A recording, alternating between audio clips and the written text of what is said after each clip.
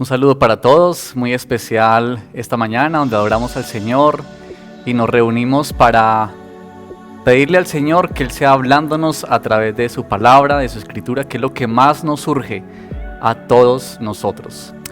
Quiero invitarte en esta mañana para que abras tu Biblia en el segundo libro de Crónicas, capítulo 15. Ya estamos llegando a esta parte casi final del libro de Crónicas, donde hablamos acerca de los reyes. Ha sido unas historias muy interesantes, de mucho aprendizaje, muchas lecciones. También nos ha traído el Señor a través de esas historias. Pero quiero leer el capítulo 15 de Crónicas para hablar en esta mañana acerca de uno de estos reyes, el rey Asa.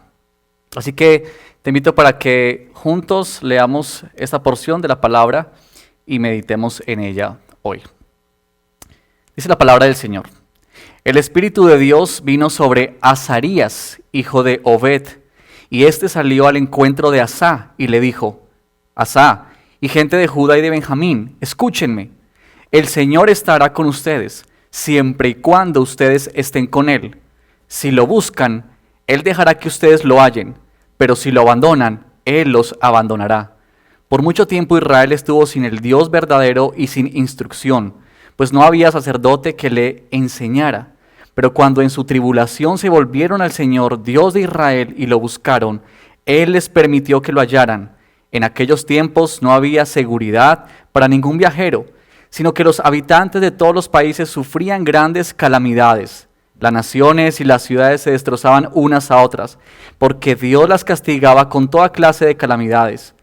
Pero ustedes, manténganse firmes y no bajen la guardia, porque sus obras serán recompensadas. Cuando Asa oyó este mensaje del profeta Azarías, hijo de Obed, se animó a eliminar los detestables ídolos que había en todo el territorio de Judá y Benjamín y en las ciudades que había conquistado en los montes de Efraín. Además, restauró el altar del Señor que estaba frente del atrio del templo del Señor. Después convocó a los habitantes de Judá y de Benjamín, como también a los de Efraín, Manasés y Simeón, que vivían entre ellos, pues muchos israelitas se habían unido a Asa al ver que el Señor su Dios estaba con él. Se reunieron en Jerusalén en el mes tercero del año 15 del reinado de Asa. Ese día ofrecieron al Señor 700 bueyes y 7,000 ovejas del botín que habían tomado. Luego hicieron un pacto mediante el cual se comprometieron a buscar de todo corazón y con toda el alma al Señor, Dios de sus antepasados. Al que no buscara al Señor, Dios de Israel, se le castigaría con la muerte, fuera grande o pequeño, hombre o mujer. Así lo juraron ante el Señor, a voz en cuello y en medio de gritos y toques de trompetas y de cuernos. Todos los de Judá se alegraron de haber hecho este juramento, porque lo habían hecho de todo corazón y habían buscado al Señor con voluntad sincera. Y Él se había dejado hallar de ellos y les había concedido vivir en paz con las naciones vecinas. Además, el rey Asa destituyó a su abuela Macá de su puesto como reina madre, porque ella había hecho una estatua escandalosa, imagen de la diosa Aserá. Asa derribó la imagen, la redujo a polvo y la quemó en el arroyo de Cedrón. Aunque no quitó Israel los santuarios paganos, Asa se mantuvo siempre fiel al Señor y llevó al templo de Dios el oro, la plata y los utensilios que él y su padre habían consagrado. Durante los primeros 35 años del reinado de Asa no hubo guerra. Bueno, quiero invitarte para que oremos en este momento y pongamos delante del Señor esta porción, este tiempo, que Él sea hablando a cada uno de nuestros corazones. Bendito Señor, estamos agradecidos contigo. Tú eres tan fiel en transmitirnos tu palabra. Nosotros necesitamos ser llamados por ti en lo profundo de nuestro corazón. Necesitamos urgentemente, Padre, escuchar tu voz para que vengas a cambiarnos y a transformarnos. Te pedimos, Padre, por favor, que tú nos bendigas y que ese sea un tiempo para encontrarnos contigo. Oramos en el nombre de Cristo Jesús, nuestro Señor y Salvador. Amén. Bueno, muy bien. Estamos estudiando el libro de Crónicas. Ya estamos llegando casi a la mitad de este libro y en los próximos días culminaremos esta historia por los reyes. Pero este rey Asa que estamos leyendo en estos momentos, se nos cuenta su historia del capítulo 14 al capítulo 16. Noten que mucho más amplio lo que se nos habla en el libro de Reyes. En Reyes solamente es una porción corta, algo muy general, pero en esta oportunidad el autor de Crónicas nos amplía mucho más acerca de la vida de este rey. Recordemos que había una división en el pueblo de Israel. Luego de que Salomón había ejercido su reinado, luego su hijo Roboam, cuando él estaba ejerciendo liderazgo sobre la nación, se dividió. Se dividió en dos, en el reino del norte y en el reino del sur. Esto es muy importante entenderlo para quienes todavía no han estado leyendo o no están muy cercanos a la historia que estamos meditando. Para otros quizás sea una oportunidad de recordar y afianzar estos temas tan importantes. Pero la historia de Crónicas se centra en la historia de los reyes de Judá. Y eso muestra el propósito de este libro, que quiere ilustrarnos que del trono de David vendría el rey verdadero, y cómo Dios había cuidado y protegido a un remanente, cómo Dios había protegido a el linaje, a los descendientes de David, para asegurar que no faltara rey en su trono, y para asegurar que un día vendría Cristo Jesús como rey para sentarse en ese lugar y ejercer dominio y autoridad por siempre. Así que nos encontramos con esta historia, pero es muy importante porque en el capítulo 14 tenemos toda una descripción de Asa, a modo general, de cómo él llegó al reino para buscar al Señor, para buscar el consejo de Dios. Y muestran que al principio de su reinado él comenzó a destruir estatuas que la gente adoraba como idolatría. Y eso mostraba el compromiso del rey. Hay una historia fascinante en el capítulo 14 que nos habla acerca de cómo el rey fue librado en una batalla frente a otro ejército, un ejército de 1.000.000 de personas. Y este rey solamente tenía 300.000, pero Asa dice que clamó al Señor, depositó su confianza en él y Dios le dio la victoria. Todo el contraste lo tenemos en el capítulo 16, donde Asa nos va a mostrar que hacia el final de su vida, él dejó de buscar al Señor, dejó de insistir, de persistir en esa búsqueda. Así que en la mitad tenemos este capítulo, el capítulo 15, que uno piensa, bueno, ¿cómo es que el Señor viene para hablarle a este rey, hacerle esta mención, luego de que este rey ha tenido una victoria importante y que nos muestra que estaba buscando al Señor?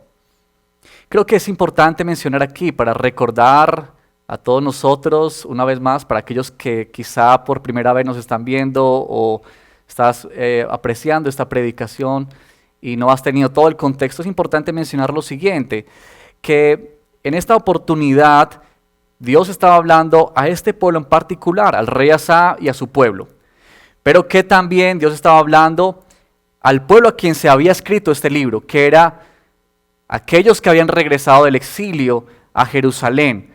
Se encontraban ahí regresando luego de 70 años de estar en el cautiverio, de ser disciplinados fuertemente por el Señor a manos de los babilonios. Y ellos ahora estaban regresando. Estaba pensando acerca de la fragilidad y de la necesidad de que Dios hable una y otra vez a nuestro corazón. Porque uno se pregunta, ¿por qué el autor coloca este texto aquí? Si Asa era un hombre que estaba buscando al Señor, si el pueblo parece estaba buscando al Señor, ¿qué es lo que sucede acá? ¿Por qué Dios hace este llamado tan contundente a la vida del rey y a la vida del pueblo? Y eso nos hace pensar también en nosotros, en nuestra necesidad.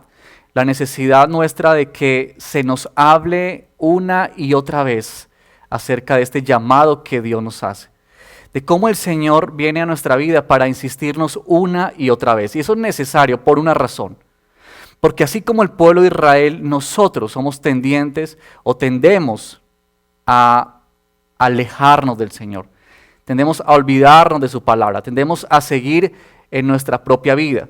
Y es necesario que el Señor venga a hablarnos una y otra vez. Quizá como nos sucede a muchos de nosotros que somos padres de familia con nuestros hijos, que tenemos que insistirles una y otra vez en diferentes áreas de su vida. Y aunque ellos ya lo saben, nosotros tenemos que decírselo nuevamente, porque sabemos que ellos con facilidad van a olvidarlo y van a volver a su error, en este caso al pecado, que era lo que vivía el pueblo de Israel. Así que mira, ante esta tendencia de volver una y otra vez a los mismos errores y al pecado nuestro, Dios nos hace un llamado al corazón por medio de su palabra, a buscarlo de todo corazón para ser transformados profundamente por Él, por medio de su preciosa gracia, para la gloria de Dios Padre. Así que yo quiero hablar de esto, un llamado al corazón, porque esto es lo que tenemos en este pasaje. Cómo Dios le hace un llamado al pueblo, cómo ese llamado se vuelve un llamado para el pueblo también que está regresando del exilio, pero además cómo ese llamado es hoy para tu vida y para mi vida en este tiempo. Y quiero pensar en lo siguiente, este llamado se compone de tres aspectos. Lo primero, el medio que Dios usa para este llamado. En segundo lugar, el contenido de ese llamado. Y en tercer lugar, el propósito del llamado. Así que en primer lugar, el medio que Dios usa para este llamado, que es nada más y nada menos que la palabra de Dios en primer lugar. Yo quiero invitarte a mirar el versículo 1, porque quizá a veces leemos este verso y pasamos derecho a lo que continúa diciéndonos el autor. Pero mira este dato tan importante. El Espíritu de Dios vino sobre Azarías, hijo de Obed, y este salió al encuentro de Asa y le dijo. Quiero detenerme aquí un momento, no por mucho tiempo, pero quiero llamar la atención sobre este hecho. La presencia de Azarías. El Espíritu Santo dice que el Espíritu vino sobre Azarías. Y cuando uno piensa en los profetas en este tiempo del Antiguo Testamento, los profetas significaban algo para los reyes y para el pueblo de Israel. Significaba que había palabra de Dios. Siempre que los profetas enviados por Dios estaban puestos en medio del rey, estaban puestos en medio del pueblo, eso aseguraba que Dios estaba hablando. Estos eran hombres que Dios asignaba para llevar su mensaje a sus hijos, al pueblo. Esta expresión de el Espíritu Santo vino sobre Azarías, una expresión que también encontramos en varias partes. Recuerden, por ejemplo, cuando dice acerca de Sansón, que el Espíritu vino sobre Sansón y éste mató a un león. Y hacia el final de su vida, cuando él derribó las columnas de aquel templo y murieron tanta gente en ese día, dice que el Espíritu vino sobre Sansón para tal obra. Esto nos hace referencia de que Dios venía por medio de su Espíritu Santo en el Antiguo Testamento para facultar, para encomendar a una tarea en especial a estos hombres, estas mujeres que llevaban el mensaje de parte de Dios. Así que es muy importante porque ellos aseguraban palabra de Dios. Y yo quiero mencionar esto aquí, comenzando este sermón, porque me parece que es sumamente importante para entender lo que va a venir. Yo quiero mostrar lo siguiente, que es por medio del profeta Azarías que Dios trae un mensaje, que Dios usa su palabra para comunicarse con el pueblo. Y nota esto, dice que Azarías le salió al encuentro a Asa. Dios toma la iniciativa de salirle al encuentro por medio de su profeta. Y Dios usa su palabra para hablarle al profeta. Estas dos palabras, iniciativa de Dios para hablarle lo que Él quería comunicarle a su pueblo.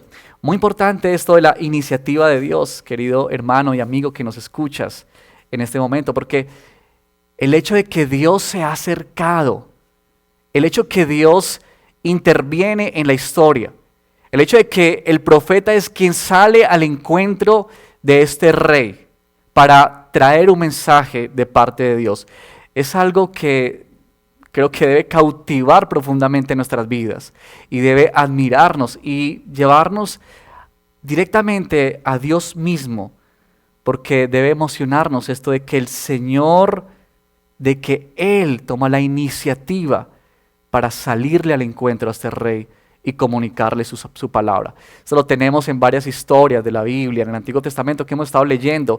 Por ejemplo, en Abraham, Dios le sale al encuentro a Abraham y le habla. Dios le sale al encuentro a Isaac, a Jacob y les habla. También recuerden cómo le habla a Moisés en aquel encuentro tan bello en la zarza ardiente.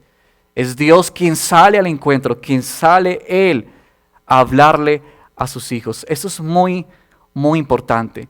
Y quiero recalcar esto aquí porque nos va a permitir entender mucho mejor este llamado que Dios hace al corazón.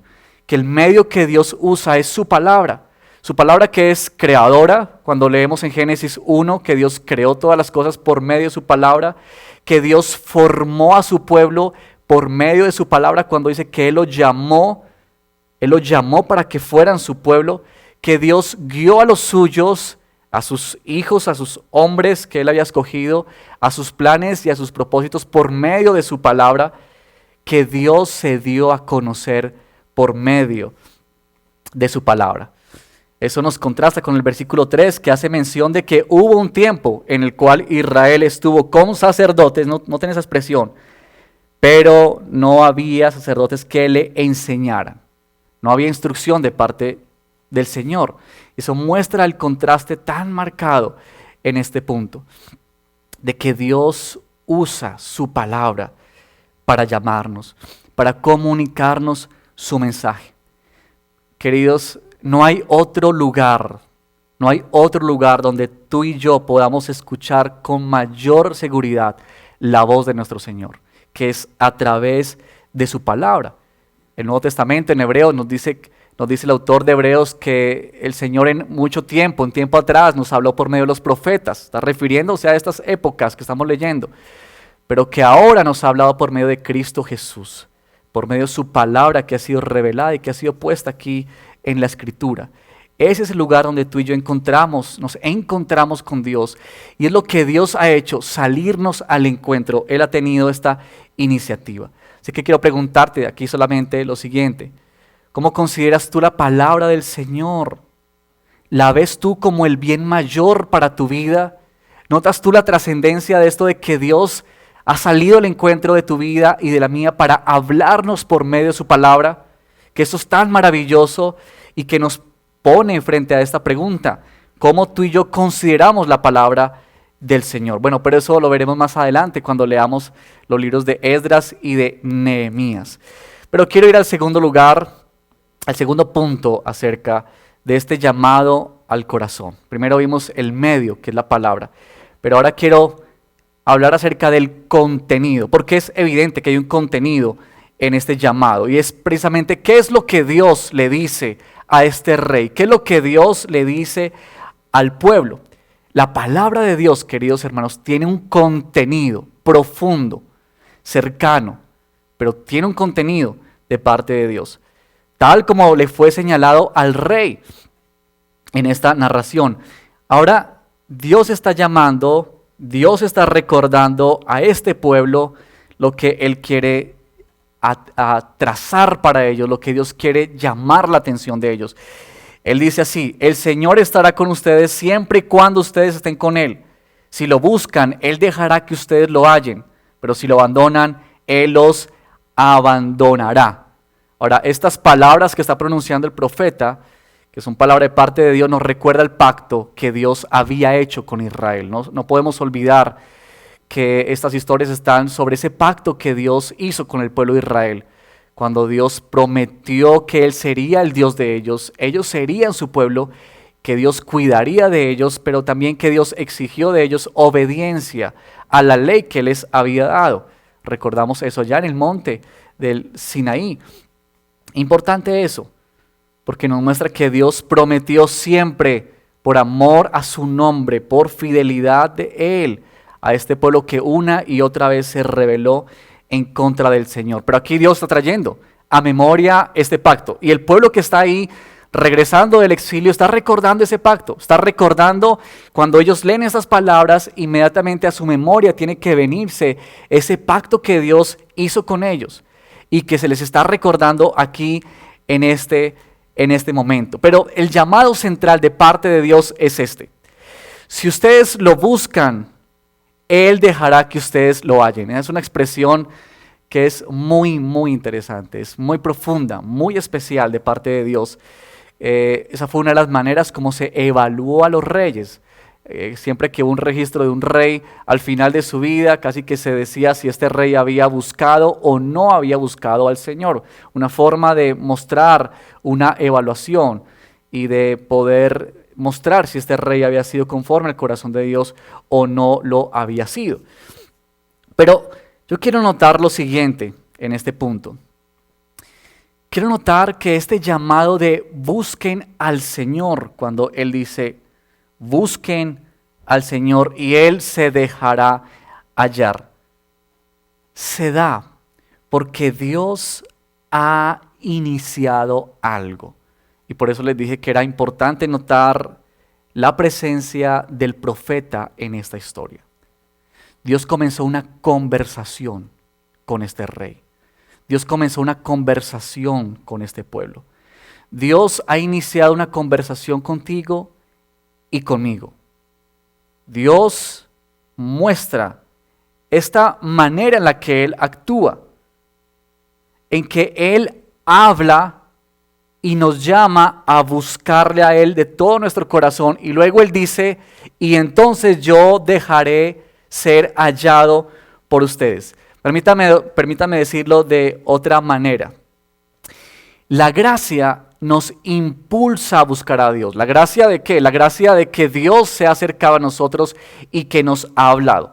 Esa gracia nos impulsa a buscar a Dios.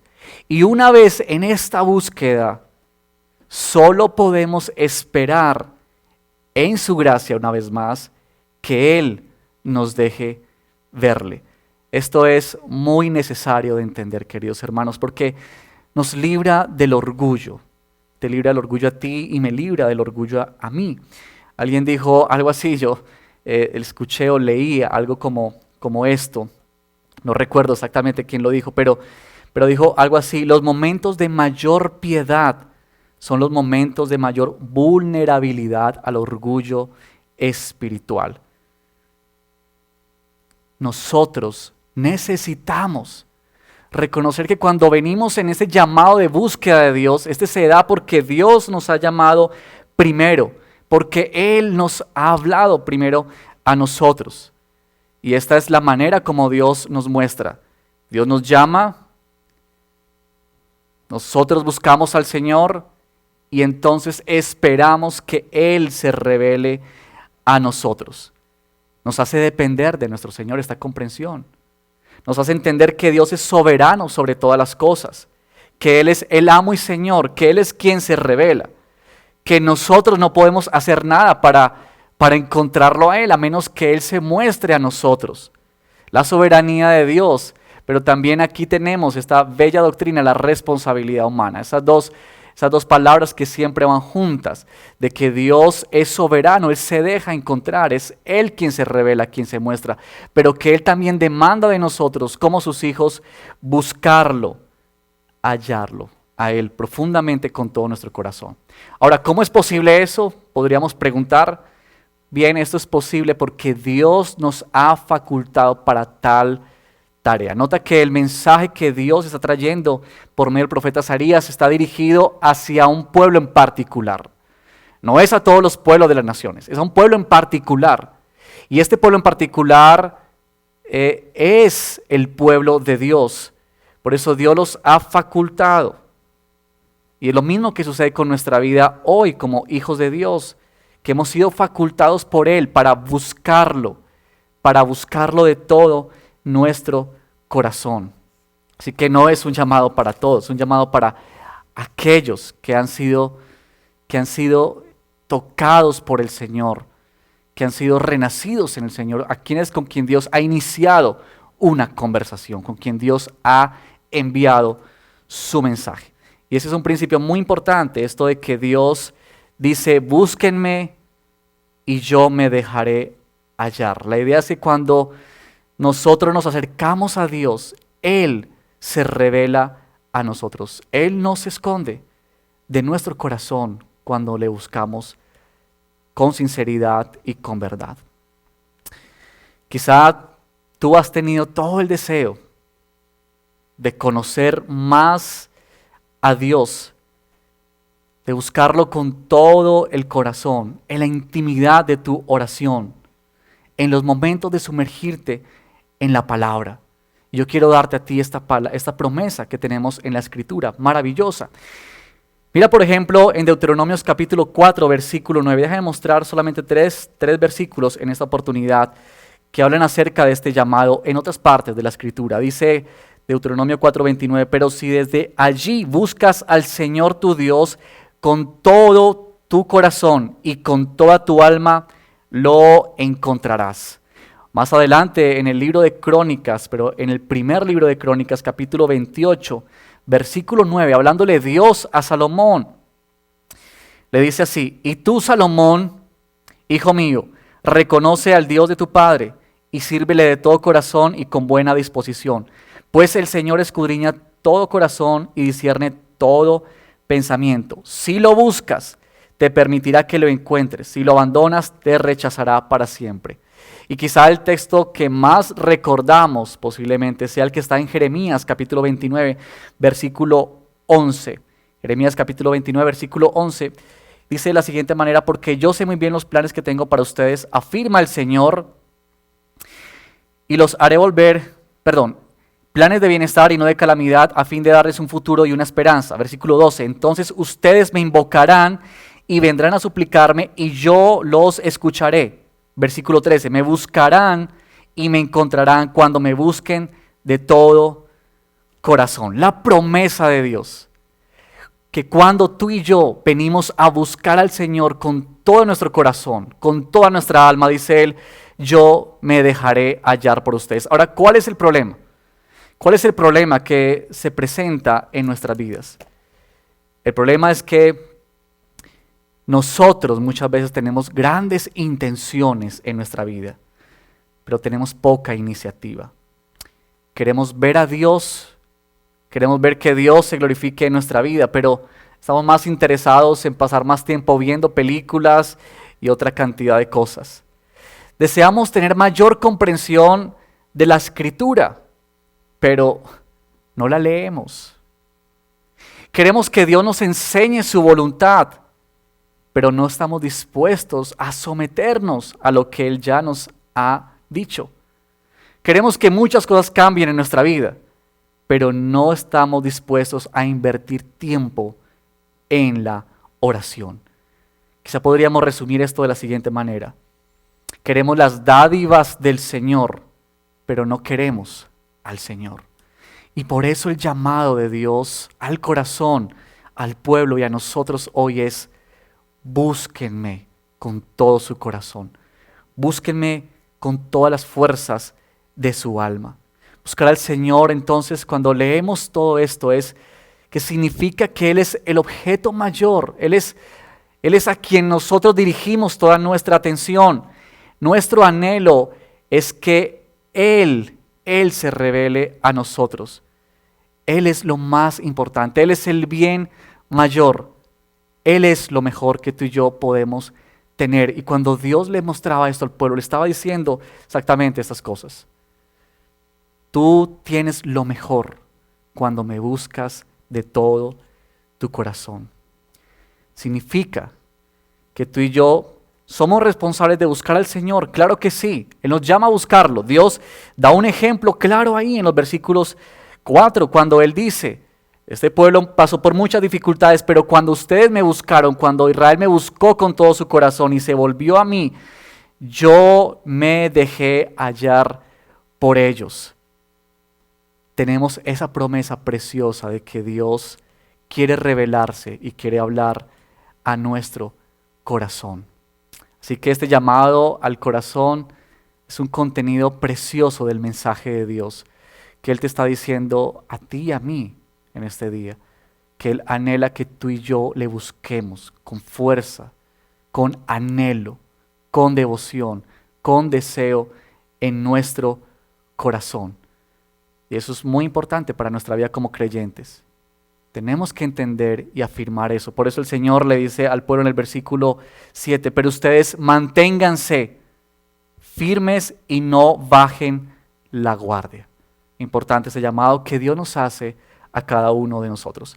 Por último, quiero hablar del propósito de este llamado. Hemos hablado del medio del llamado, la palabra de Dios.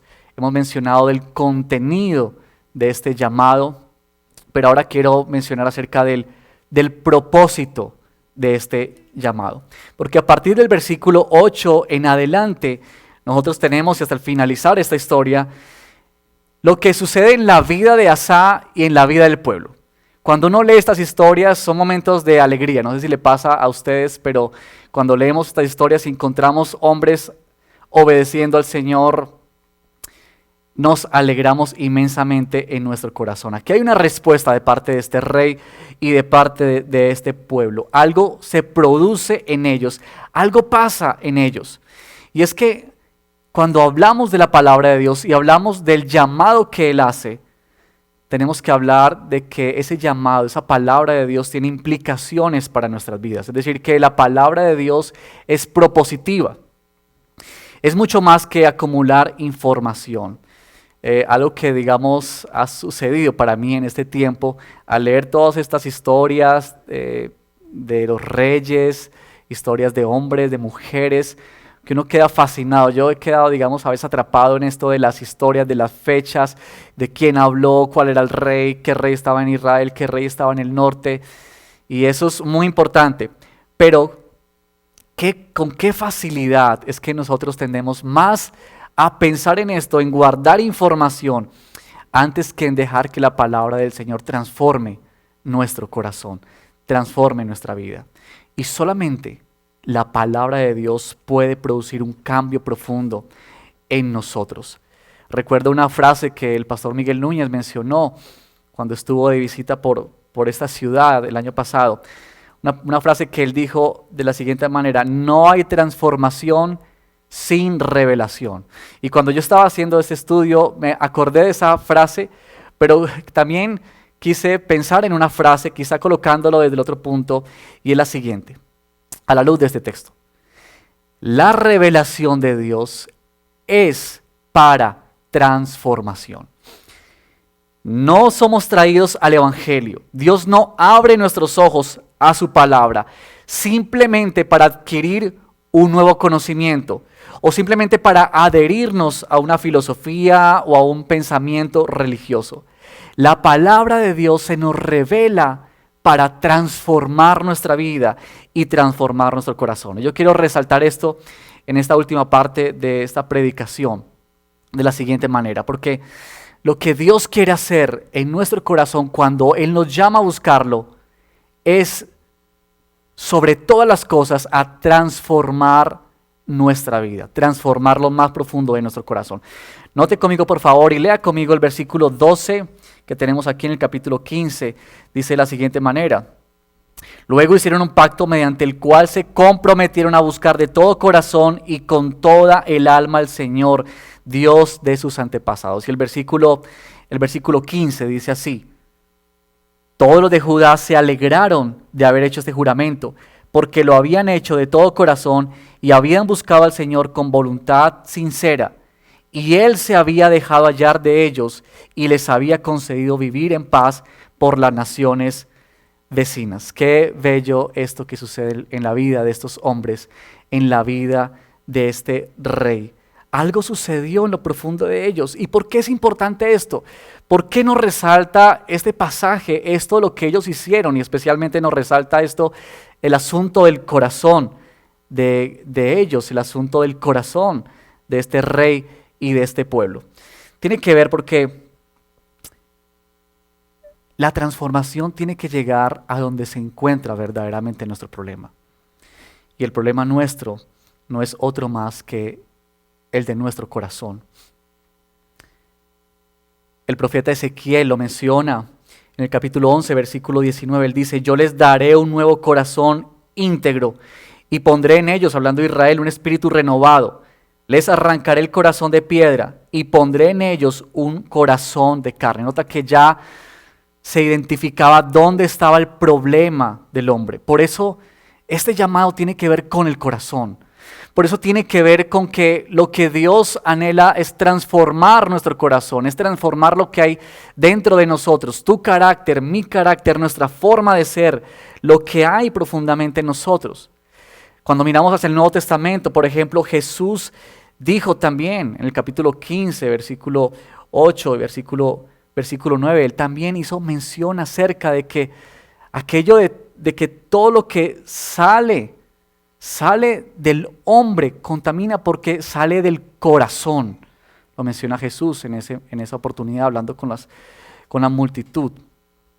Pero también recordemos que los evangelios nos hablan acerca de que de la abundancia del corazón, por ejemplo, habla nuestra boca. Y Jesús también hizo mención cuando dijo que ustedes habían oído decir que si ustedes cometían adulterio, recuerden ustedes, cuando se hallaban cometiendo adulterio, pero Jesús dijo, yo les digo a ustedes que cualquiera que mira a una mujer para codiciarla, ya adulteró con ella en su corazón. Y eso muestra el problema que está en el corazón. Por eso es que tú y yo necesitamos una transformación urgente de nuestro corazón. Por eso era que Dios estaba hablando y por eso lo que resalta en este pasaje, lo importante aquí es esto de que el rey y este pueblo se habían comprometido con el Señor de buscarlo de todo su corazón y Él se había dejado hallar por ellos. Queridos hermanos, tú y yo no necesitamos cambiar prácticas. Tú y yo necesitamos ser transformados en nuestros corazones. Tratar de cambiar cosas simplemente por cambiarlas. Tratar simplemente de acomodar conductas en nuestra vida para tener una mejor apariencia no nos va a llevar a nada, sino solamente al fracaso. A la larga esto será absurdo y momentáneo. Así que la meta del Evangelio, querido amigo y hermano que nos escuchas, es cambiar nuestro corazón. Porque el Evangelio viene para transformar nuestro corazón y no solamente para producir prácticas superficiales o cambiar conductas superficiales de nuestra vida. Así que es muy importante dejar eso muy claro en este texto, que lo que está notando aquí es que hubo una transformación en el corazón de estos hombres, que hubo un cambio, pero que ese cambio se originó en lo profundo de ellos, se originó en el corazón de ellos. Y eso es importante para ti y para mí, porque lo que más necesitamos es esto, que Dios transforme nuestro corazón. Ahora, dicho eso y colocando eso como la base, también tenemos que decir lo siguiente, que está en nuestro pasaje, y es que cuando hablamos del propósito de la palabra de Dios, del propósito de su llamado, sin lugar a dudas también, es que produce cambios significativos en nuestra vida que son visibles, que son tangibles. Una transformación de corazón produce transformación de vida, transformación de lo que hacemos, de lo que pensamos, de lo que decimos, de lo que vivimos. Y eso lo experimentó el rey Asa. Ustedes pueden notar en la lectura del versículo 8, él hizo varias cosas. Él comenzó a derribar todas las estatuas y todos los lugares altos que habían donde se rendía culto y adoración a otros dioses. Él comenzó a hacer eso, algo que ya había comenzado a hacer, pero que en esta reforma, en este momento que él escucha la palabra de Dios, con mayor fuerza lo hace. Pero también, interesantemente, de cómo él restaura el altar del Señor, donde establece una vez más la relación con Dios, donde Él establece una vez más la comunión con su Señor entre el pueblo y Dios. Eso es evidente en la historia. Hace muchas cosas Él acá. Y esto nos hace pensar a nosotros, porque aquí es donde tienen lugar nuestras obras. Nuestras obras tienen lugar cuando son producidas por la transformación y por lo que Dios hace en nuestro corazón. Ahí es donde las obras realmente son hermosas. Ahí es donde Dios realmente es glorificado, donde Dios es exaltado maravillosamente. Esto de que nuestra vida es cambiada y es transformada. Aquí es evidente en ellos, dejaron sus ídolos, ellos dirigieron su atención una vez más al Señor. Y eso es lo que tú y yo necesitamos. Necesitamos romper con ídolos en nuestra vida. No sé que hay en nosotros, en nuestro corazón, pero que el Señor nos habla esto, que Él viene para transformar nuestro corazón y nuestra vida y producir cambios significativos para la gloria y para la honra de su nombre, de que somos cambiados y transformados, de que hemos dejado y el Señor nos lleva a dejar todo aquello que no le glorifica, todo aquello que no le exalta. Quizá tú has visto eso en tu vida, en tu corazón. Has visto cómo cosas han cambiado en tu vida, quizá el trato hacia los demás, el trato hacia tu esposa, hacia tu esposo, el trato hacia tus hijos, la manera como abordas tu trabajo, la manera como miras el futuro, la manera como te relacionas con otros, la manera como te relacionas con Dios. Es evidencia de que Dios está transformando y cambiando nuestro corazón, nuestro corazón. Quería mencionar estos dos aspectos del propósito de Dios en este punto, para ir finalizando este tiempo de predicación, pensando en lo siguiente, querido hermano. Dice la palabra del Señor que ellos hicieron un pacto con Él, y ese pacto que ellos hacen se basa una vez más en el pacto que ya Dios había hecho con ellos, donde se comprometen a adorar a Dios y a buscarlo con todo su corazón, con toda la fuerza de su alma. El rey derroca a su abuela también, la quita esta imagen escandalosa que nos menciona acá. Y también él lleva las cosas que había ganado, el botín de guerra, y lo coloca en el templo del Señor. Todo esto son muestras de lo que había pasado en el corazón de este rey y en el corazón de esta nación que se comprometieron con el Señor. Pero también cuando leemos estas historias de estos reyes, es importante porque nos muestra que estos reyes, a pesar de todo, no fueron reyes perfectos. Si ustedes leen un poco más adelante, en los siguientes versículos, capítulo 16, se va a notar, y es como que estamos leyendo estos textos y estamos alegres y tristes, pero noten que esa también es nuestra condición, de que este rey que produjo esta reforma y trajo este avivamiento por un tiempo en el pueblo de Israel, en su propia vida, en la segunda parte que nos es narrada de su historia, en el capítulo 16, nos habla de cómo tuvo un declive y cómo dejó de buscar al Señor. Y esto es necesario que el libro nos lo muestre, es necesario que el autor nos lo muestre y nos lo señale, nos lo resalte a nosotros, a nuestra vista, porque nos hace pensar que nosotros y que este pueblo necesitaba un rey verdadero. Que este rey, querido hermano, era un rey como otros que fallaron en su intento de gobernar a una nación, de conducir al pueblo a Dios, y que es también nuestra misma vida cuando fracasamos una y otra vez en buscar del Señor.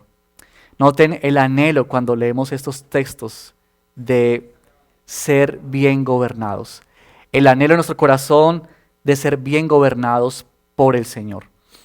Así que yo quiero terminar este tiempo meditando en esto, queridos hermanos. Hay un llamado que el Señor nos ha hecho, y Dios ha usado un medio que es su palabra, y Dios nos ha hecho un llamado claro, buscarle de todo nuestro corazón y con todas las fuerzas de nuestra alma, y que este llamado tiene un propósito para tu vida y para mi vida: transformar nuestro corazón y transformar así nuestra vida. Pero que esto solamente es posible cuando somos gobernados por el Rey verdadero, por Cristo Jesús. El propósito de estos libros es dirigirnos hacia la persona de Cristo Jesús. Estos reyes fallaron una y otra vez, pero Cristo Jesús es el verdadero Rey. Él es el que ha de gobernar con completa santidad y en completa justicia. Así que este es el llamado del Señor para ti hoy. Si tú que estás escuchando este mensaje y aún no has rendido tu corazón a Cristo Jesús como Señor y como tu Salvador, Dios quiere que este mensaje sea para ti, pero cuán necesario es que puedas venir en arrepentimiento y en fe, entendiendo que Dios ha comenzado una conversación, que Dios ha enviado su mensaje para ti, para que Él te faculte y te dé esa capacidad de poder correr y buscarlo a Él. Querido hermano, si tú estás también buscando del Señor, no olvides este mensaje. Dios nos insiste una y otra vez, porque tú y yo somos frágiles y tendemos a alejarnos una y otra vez del Señor, y necesitamos este mensaje una y otra vez. Nuestro enfoque no es amar menos el pecado, no es cómo cambiamos prácticas. Nuestro enfoque ha de ser cómo amamos más al Señor. Nuestra atención no debe enfocarse en cómo tener cambios y acciones nuevas, sino más bien cómo buscar al Señor de todo corazón y dejar que Él transforme nuestra vida por el poder y por la obra de su Espíritu Santo en cada uno de nosotros. Bien, quiero invitarte, querido hermano, a que terminemos este tiempo orando al Señor y rogando que Él nos permita vivir en este llamado, comprender este llamado y ser transformados por Él.